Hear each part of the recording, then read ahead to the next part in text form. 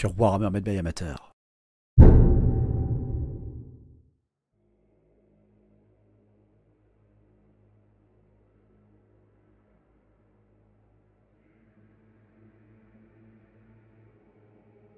La paix. Une chose que le monde de Warhammer n'a jamais vraiment connue. Que ce soit avant l'arrivée des êtres des cieux ou après que ces anciens aient pris possession de la planète, la guerre ne s'arrêta jamais. Après des millénaires de création et de conflits contre les dragons ogres et d'autres races ancestrales, les anciens créèrent la vie. Les hommes lézards furent les premiers des enfants des anciens. Ils étaient commandés par les Slanes, des êtres surpuissants et éduqués par les êtres célestes eux-mêmes. À la fois émissaires, soldats et bâtisseurs, les diverses créatures à sang froid qui devinrent les hommes lézards régnaient sur la Lustrie. Ils étaient dépourvus d'émotions, froids et d'une dévotion totale envers leur créateur.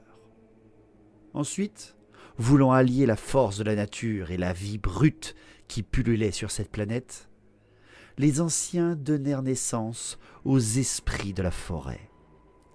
Sages et puissants, ces aïeux étaient aussi éternels que la vie elle-même et protégeaient la forêt primaire d'Atel-Lorraine. Les elfes furent l'œuvre suivante des anciens. Sur leur paradis créé spécialement pour eux au centre du grand océan, ces créatures héritèrent d'un savoir ancestral, d'un esprit complexe empli d'émotions et d'une certaine autarcie envers la tutelle que les anciens pouvaient leur donner. Et, voyant les extraordinaires créations que pouvaient faire les elfes sans leur commande, les anciens créèrent ensuite les nains, des êtres robustes, doués et fiers. Les êtres célestes leur donnèrent pour les guider, à leur manière, 3 entités surpuissantes qui deviendraient vite les dieux ancestraux des Dawiz. Sous leur tutelle, ils développèrent une autre civilisation, différente de celle des elfes, des esprits de la forêt ou des hommes lézards. Laissant après cela le libre arbitre décider à leur place de l'évolution des futures nations, les anciens créèrent les hommes, qui rapidement devinrent tous différents, territoriaux et expansionnistes. Les hommes de cette époque n'étaient en rien ceux d'aujourd'hui. Ils n'avaient pas de grandes cités ou de philosophes. Ils étaient plus primaires, plus taciturnes, mais serviraient quand même à leur manière le grand plan des anciens. Enfin, comme dans une hâte nouvelle, comme si une menace pesait sur la planète, les anciens, devenant de plus en plus absents, créèrent les halflins, de petits êtres humanoïdes, et les ogres, une toute autre affaire, comme si ils étaient pressés dans leur plan. Quelque chose n'allait plus. Au pôle de la planète, les portails qui permettaient aux anciens de voyager à travers les mondes de l'espace pulsaient de plus en plus d'énergies ésotériques. Et, en l'absence de leur maître et de leur créateur, personne ne comprit la gravité de la chose. Après des siècles d'absence, comme abandonnés, les enfants des anciens subirent un revers du destin. Dans ce qui fut le plus grand cataclysme de cette planète, pour des raisons encore inexpliquées, les portails des pôles explosèrent. La déflagration d'énergie pure fut si colossale qu'elle balaya le monde en quelques secondes.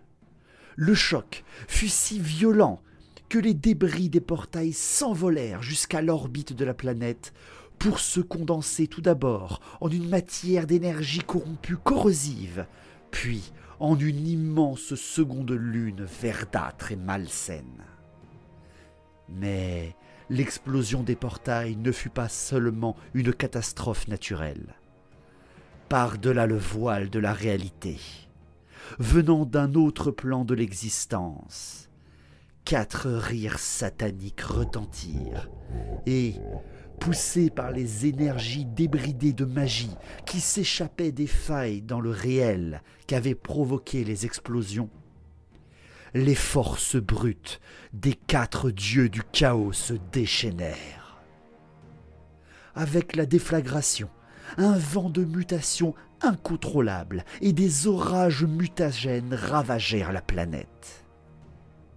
Les êtres vivants à l'extérieur devinrent des bêtes décérébrées et brutales en quelques minutes et se mirent à massacrer leurs anciens frères d'âme, sans pitié, avec violence. Les Slanes, ces êtres surpuissants formés par les anciens eux-mêmes, tentèrent d'endiguer le flot d'énergie, mais les vents du chaos étaient si forts que la moitié d'entre eux périrent sous l'attaque psychique du chaos débridé. Les nains s'enfermèrent dans leur forteresse, tentant de survivre à la tempête en s'abritant sous les montagnes. Et une fois l'onde de choc passée, les démons attaquèrent. Venus de mondes où le temps et l'espace ne veulent rien dire, des myriades de démons, les avatars du pouvoir des dieux du chaos, furent amenés sur cette terre avec les rafales de vent de magie qui s'échappaient des failles. Ils se déversèrent sur le monde et attaquèrent toutes les créatures n'ayant pas muté. La Lustrie fut envahie et ses défenseurs affrontèrent ce nouvel ennemi avec le stoïcisme qui faisait leur race et en démultipliant la dangerosité des jungles qui entouraient leur cité-temple par magie. Des armées de démons et d'hommes lézards s'entretuèrent des siècles durant, perdant de plus en plus de terrain, balayant la vie des Slanes les uns après les autres. Même la toile géomantique, la création des Slanes pour modeler le monde, faillit céder définitivement. Les hommes, les ogres et les halflins furent presque entièrement massacrés durant ces siècles. Les nains subirent des attaques dévastatrices et des sièges centenaires. De plus, 1000 maladies et sorts psychiques étaient envoyés de leurs ennemis, car ils étaient incapables de passer les murs imprenables des citadelles que les nains avaient construites. Les esprits des bois, dépassés par la violence de leurs agresseurs, virent leur forêt brûler. Ils tentèrent de sauver la trame et la vie de la forêt primaire qui leur avait été donnée, mais la puissance des démons était sans pareil.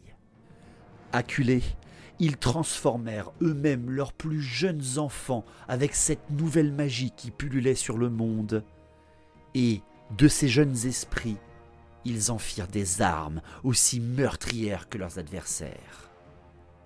Enfin, les elfes, ces créatures qui ne connaissaient pas encore à cette époque la guerre et l'art du combat, prirent de plein fouet les vagues d'extermination démoniaque. Ils furent proches de l'extinction. Abandonnés par les anciens, assiégés par des ennemis surpuissants, les races de la planète n'abandonnèrent cependant jamais. Des actes héroïques, des stratégies audacieuses et de terribles sacrifices permirent à la destinée de pencher finalement en faveur des enfants des anciens.